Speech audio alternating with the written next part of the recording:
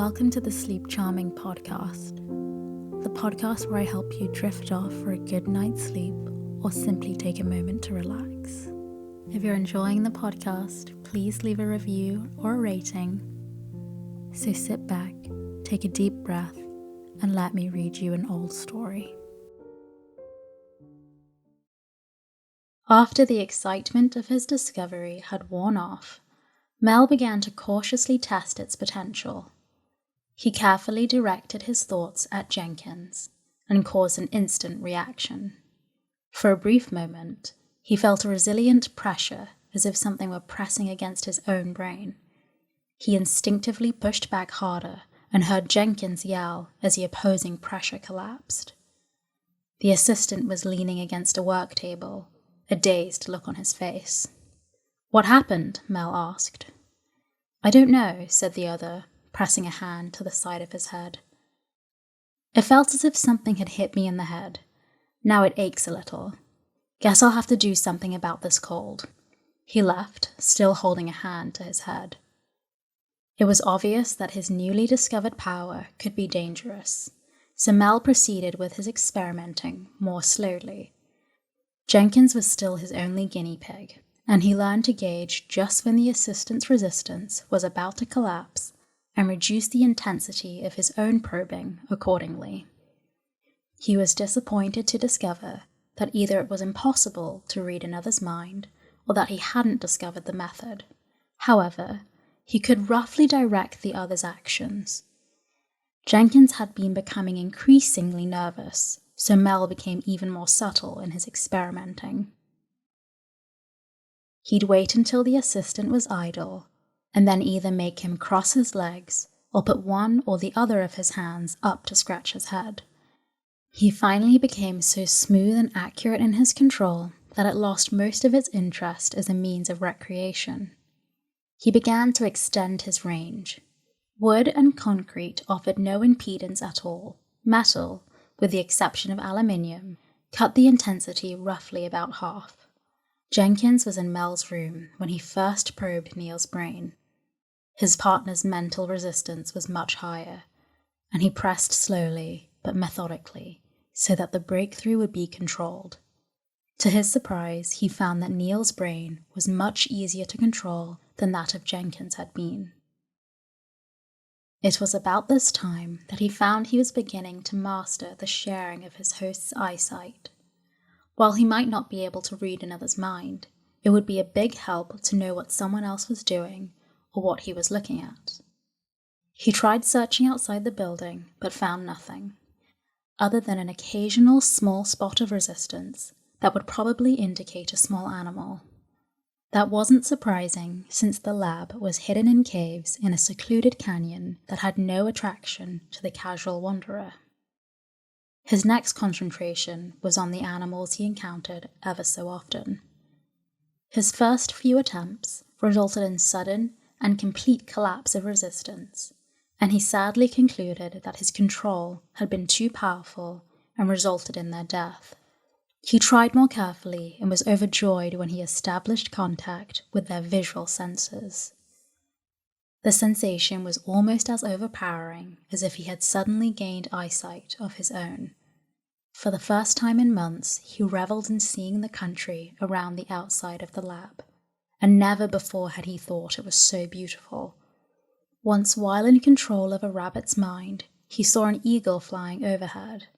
He quickly transferred, and before the bird flew far away enough to make control impossible, he enjoyed the far-reaching vision of the bird's eyes as it swept on towards some hidden nest. He could even see the city in the distance. Several times he neglected to notice Neil's entrance into the room. So absorbed did he become in his newly discovered, if second-hand, freedom. "What's happened to you anyway?" demanded his erstwhile partner, one day after he had had to repeat a question. "Half of the time lately you're lost in a world of your own. What are you up to anyway?" "Nothing," replied Mel, suddenly alert to any new danger, although confident he could take care of himself now. "I was just going over some new equations I've been formulating as a hobby. Now that you've taken away my cart, There isn't much to keep me occupied, You don't begin to bring enough problems. What's wrong? Mel wished that he could read the other's mind since Neil began to act evasive. He laughed with a false heartiness. Wrong? Why, we've, he corrected, already made a fortune on a couple of our own patents, as well as commissions from Project Solutions. Someone might get suspicious if we did too well or too much. This made sense, but Mel couldn't resist digging. You mean that your past record of success, as measured against your supposed one now, might make the police ask questions? He asked. The other remained silent, so he pressed the attack. Or are they already wondering why I haven't been seen for so long? There were a few questions at first, admitted the other. But I think I've satisfied them all. However, I've been thinking that it might be a good idea to move you somewhere else. But hardly anyone knows the lab exists, protested Mal. The power company does.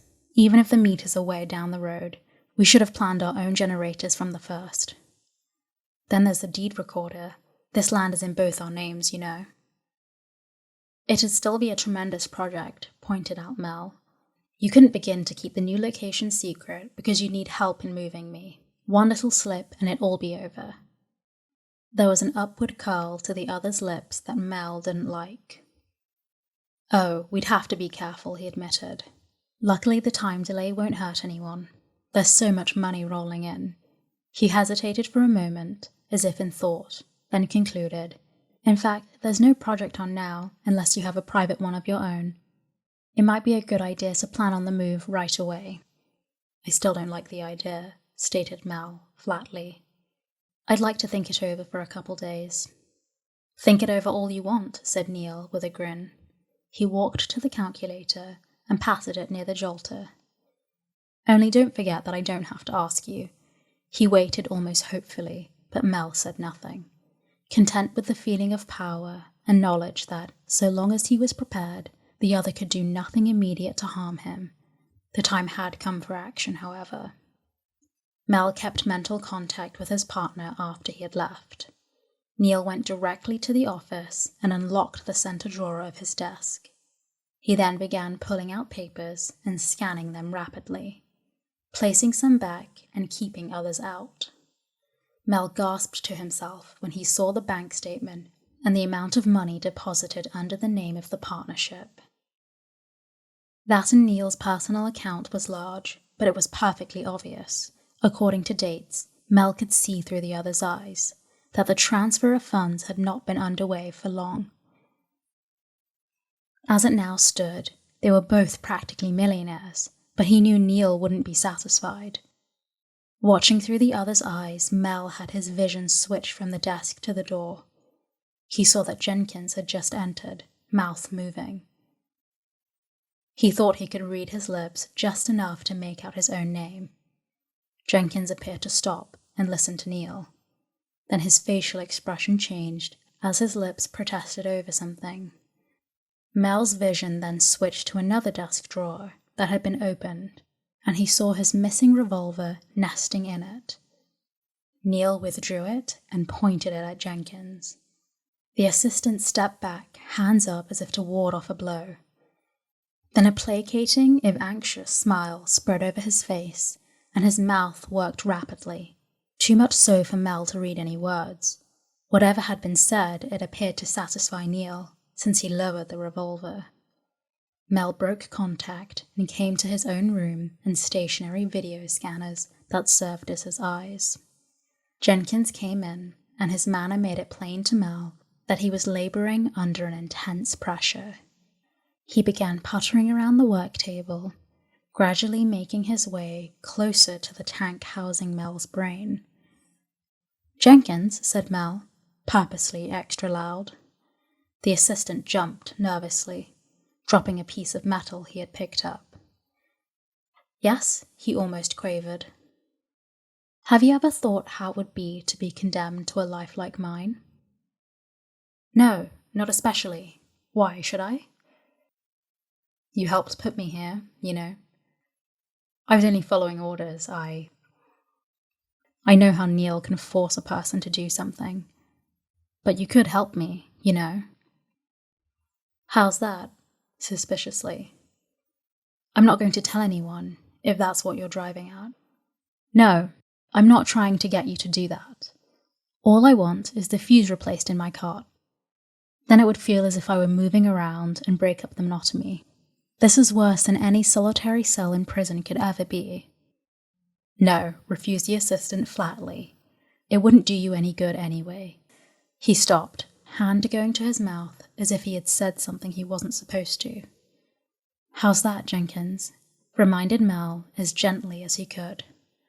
What's supposed to happen? I don't know, replied Jenkins sullenly.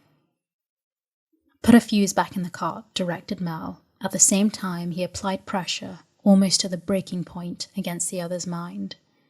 No! He knifed through to the other's brain with ease, just enough power to accomplish his purpose without harming Jenkins. This was the most complete control Mel had ever attempted, and Jenkins' legs moved spasmodically as though he were a puppet on strings. There was horror in his bulging eyes, and sweat began breaking out on his forehead.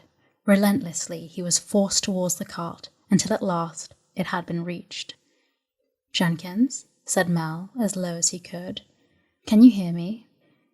A slight twitch of the head was the only indication that he could, so Mel instructed. There's a spare fuse near the holder, Jenkins. Take it out and place it in the primary circuit. Do that, and I'll let you go. If need be, I could kill you now.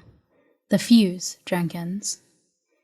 He relaxed his hold slightly, but Jenkins made no attempt to comply. Mel continued. Remember the dead mouse, Jenkins? I did that. The fuse, before I lose my patience. He applied more power until the other's hand began moving unsteadily towards the cart. As he withdrew slightly from mental contact, Jenkins continued his task, and in a moment Mel was able to move the cart. He had momentarily forgotten Jenkins until he became aware that the assistant had let out a yell of terror and was rushing to the door. Mel watched with amusement, knowing that he could have stopped the other with hardly a strain. Just before he reached the door, it opened, and Neil appeared. Jenkins came to a halt and stared in terror at his employer. Well, said the other impatiently, what's been keeping you, Jenkins? Did you— No, he didn't, answered Mel. At the same time, he caused the cart to move sideways and swung the video scanner until it was staring directly at Neil. Well, said the latter accusingly, switching his gaze to the terrified Jenkins. So this is how you follow out orders. He made me do it, boss, he made me, babbled Jenkins, as Neil, face set with determination, drew his revolver from a pocket. Before the astounded Mel could do more than gaze incredulously, there were 2 sharp cracks, and Jenkins slowly placed his arms around his stomach and rolled back and forth in agony, before toppling over to the floor to lie motionless. Now you, said Neil, swinging the revolver towards Mel's tank. Mel frantically stabbed at his partner's mind, but could feel no pressure. Another shot rang out, and he felt a numbing pressure, seemingly from every direction that could only mean it was against his physical brain itself. The shock forced him to use every bit of power he possessed to keep conscious. Neil had lowered the revolver a trifle, and was saying in a superior tone, Whatever you did to Jenkins has only hastened the inevitable. If that makes you feel any better, I'd have had to get rid of him too, once you were disposed of. He began raising the revolver again, and the dazed Mel instinctively relayed power to the cart. The eyes had been pointing directly at Neil, and the only sound that indicated the energy gun had been set off was a slight hiss. The effect on Neil was not only instantaneous, but horrible to see. His body appeared to swell until he looked bloated, and then disintegrated. Mel felt himself becoming weak, and hastily brought the cart over to examine the damage the shot had done. Almost fearfully he scanned himself, and saw, with relief, that the shot had penetrated the tank and was letting the life-giving liquid escape onto the floor. A quick glance into the tank showed that the lead pellet had missed his brain but the pressure on the liquid had caused him the initial pain. He directed the cart over to the workbench and brought back a tapered piece of wood. The arm placed it into the hole and then applied pressure until the trickle had stopped. It would do until he could effect a permanent patch. He began to feel stronger almost immediately, and he knew the automatic features of his metal body were renewing the liquid at top speed.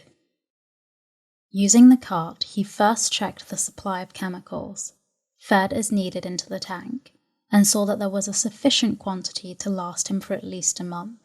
He thanked the good fortune that allowed Jenkins to put the cart into operation before it was too late. Without it, his end would have been as certain as if Neil had been successful in killing him. His first task was to construct several more carts, each complete with video scanner. One of them was larger than the other. Its first task was to dispose of the two putrefying bodies.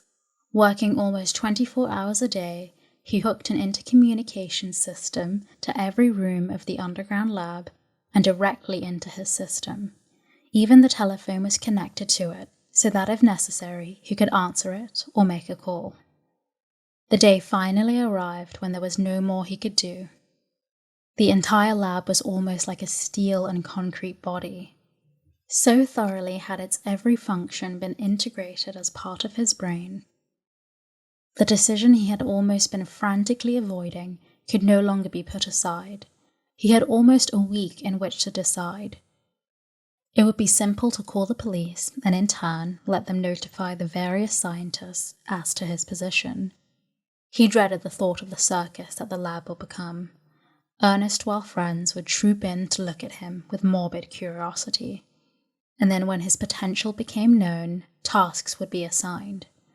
There was a definite possibility that he would be removed, even at the danger of injury to himself. Countless thousands would demand it, and their will would be obeyed unless the curtain of national security could be drawn across him. One day was spent in contacting the animals outside of the lab and reveling in flight for a while. Then he sped through the countryside, first with a coyote, and then with a deer. There was a possibility that if the scientists moved him, his new tank would be shielded, so that it would be impossible to enjoy himself as he was now. All in the name of science, of course. On the other hand, if it were possible to have all supplies delivered to a nearby point where he could pick them up, he could continue his present method of existence. His mind jumped eagerly from problem to problem which he could undoubtedly solve for the benefit of mankind. The present patents in the partnership's name would bring enough money indefinitely to pursue them, since much could be done by pure thought. There was the survival phase first. He would devise an electronic blanket ray that would dampen all atomic explosions. Then he would turn to the health of people all over the world, wipe out diseases. All this would depend, of course, on his being able to remain undisturbed, and that might tax his powers to their utmost. He wondered if it would be worth the effort. Finally, he had less than 3 days left, which narrowed the safety margin to the lowest point he cared to think about. He opened the telephone circuit and heard the operator say, "Number, please." He hesitated briefly, then said, "The Waring Chemical Supply House, please." His order was soon placed, and afterwards, he felt almost as free and elated as when as a boy school had let out for the summer. The manual dexterity of the metallic fingers he had constructed would enable him to write checks with his own signature. A faint idea had even tickled his curiosity, and he felt certain that he could grow cells within a couple of weeks. From there, he would work on a body for himself, one even more efficient than the old one Neil had destroyed. A human in the lab at that moment would have been startled.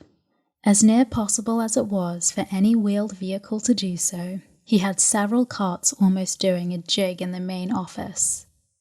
His new life had just begun.